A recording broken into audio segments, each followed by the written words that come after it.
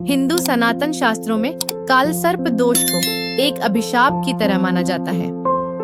काल सर्प दोष हिंदू सनातन शास्त्र के मुताबिक व्यक्ति की कुंडली में ग्रह नक्षत्रों के योग से प्रायः कुछ न कुछ शुभ और अशुभ योगों का प्रारंभ होता रहता है।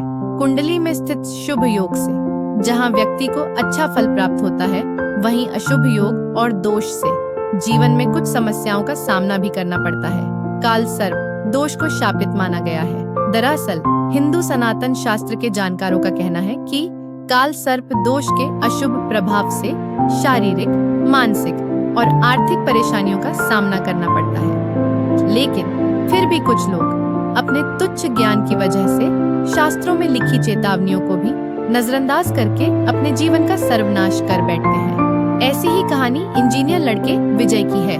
विजय आधुनिक शिक्षा ग्रहण कर चुका था और अब उसे तलाश थी एक अच्छी नौकरी की।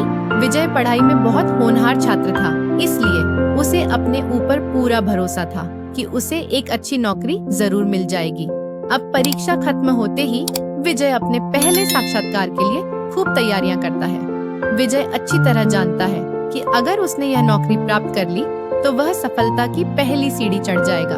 विजय साक्षात्कार के लिए अपना बायोडाटा लेकर निकल जाता है। रास्ते में अचानक उसे एक तेजस्वी बाबा मिलते हैं। वह उसे रोक लेते हैं और अपने पास बुलाते हैं और उसके मस्तिष्क को देखकर कहते हैं, तेरा काल सर्प दोष प्रारंभ हो चुका है, सावधान रहना बेटे, और चले जाते हैं। विजय को अपने साक्षात्कार के लिए देरी हो रही थी, इसलिए वह जल्दी जाना चाहता था। और वैसे भी विजय को इस तरह की बातों पर कोई भरोसा नहीं। विजय कंपनी के रिसेप्शन में पहुंचकर साक्षात्कार की प्रक्रिया पता करता है। रिसेप्शन में बैठी महिला कर्मचारी विजय को एक कागज देती है और उसमें उसकी निजी जानकारियां भरने को कहती है। विजय कागज लेकर उसमें जानकारियां भरने लग जाता है। विजय के साथ साथ और भी प्रतिभागी साक्षात्कार में हिस्सा लेने आए हुए थे। कुछ ही समय में सभी अपनी अपनी जानकारियां भर के कागज रिसेप्शन में जमा कर देते हैं। घंटी बजते ही साक्षात्कार का दौर प्रारंभ हो जाता है। एक एक करके सभी प्रतिभागियों को साक्षात्कार अधिकारी अपने चैम्बर में बुलाते हैं और सभी से कंपनी के कार्य से संबंधित प्रश्न पूछने लगते हैं। और कुछ घंटे साक्षात्कार चलते ही अधिकारियों को मानसिक थकान होने लगती है। फिर भी वह साक्षात्कार जारी रखते हैं और इसी बीच बारी आती है विजय की।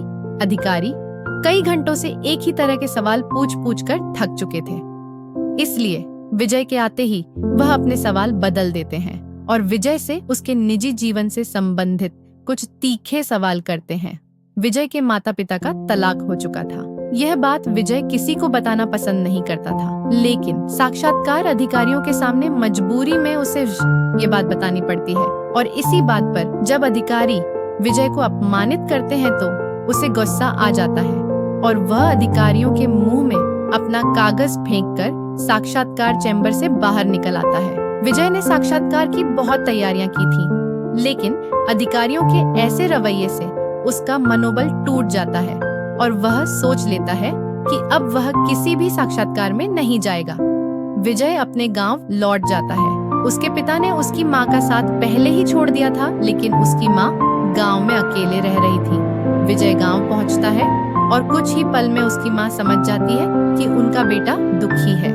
वह अपनी माँ से बिना कुछ कहे घर के अंदर चला जाता है। कुछ दिनों बाद विजय का मानसिक तनाव बढ़ने लगता है। विजय को अकेला रहने की आदत पड़ जाती है। देखते देखते 1 साल गुजर जाता है। विजय अपने कॉलेज के सभी दोस्तों से बात करना बंद कर चुका था। विजय की हालात बदतर होते देख उसकी माँ को चिंता होने लगती है। वह उसे मनोवैज्ञानिक ज्योतिष आचार्य के पास ले जाती है। हालांकि विजय वहां नहीं जाना चाहता, लेकिन अपनी माँ के जबरदस्ती दबाव देने पर उसे वहां जाना ही पड़ता है। ज्योतिषाचार्य विजय की कुंडली देखते ही अपनी आंखें बड़ी कर लेते हैं और कहते हैं, बेटा, तुम्हारी कुंडली में तो अद्भुत काल सर्प दोष है। अपने माँ की भक्ति की वजह से तुम अब तक जिंदा हो, क्योंकि तुम्हारे जीवन में काल की दस्तक हो चुकी है और वह तुम्हारा भविष्य खाने के लिए तैयार है। विजय को इन सब बातों में कोई रुचि नहीं होती। वह अपनी माँ से कहता है,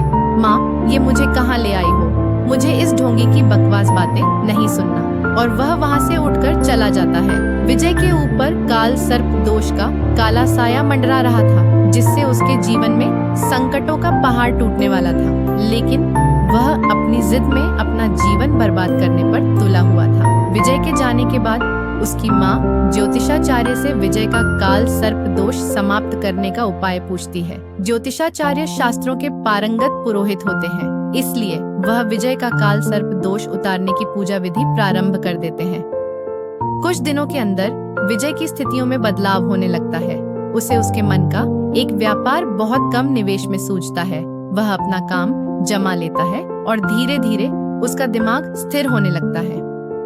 विजय के काल सर्प दोष हट चुका था और विजय सफलता की ऊंचाइयों में बढ़ने लगता है। वह आज भी शास्त्रों पर विश्वास नहीं करता था, लेकिन भगवान ने उसे अभयदान दे दिया था। विजय की नास्तिकता के साथ ही यह कहानी समाप्त हो जाती है।